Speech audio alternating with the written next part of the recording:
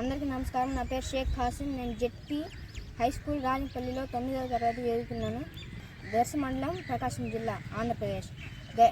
నా guide teacher వచ్చేసి yes Samar Pradeep sir.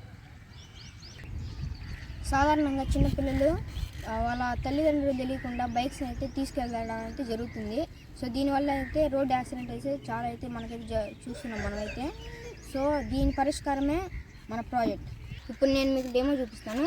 So మనకి డ్రైవర్ సీట్ దగ్గర అయితే ఒక వెయిట్ని కొలిచే సెన్సార్ అయితే ఇక్కడైతే అమర్చుతాము అనమాట మనం. సో మనకి ఇంజిన్ ఆఫ్ అండ్ ఆన్ అక్కడ ప్లేస్ దగ్గరికి అదైతే కనెక్షన్ అయితే ఉంటుంది.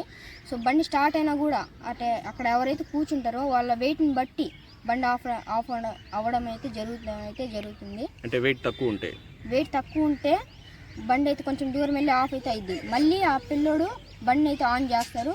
కానీ అది ఇంకొంచెం ముందుకెళ్ళి మళ్ళీ ఆఫ్ అయితే అయిపోయింది. ఆటోమేటిక్గా సెల్ఫ్ ఆఫ్ అయితే అయిపోయింది.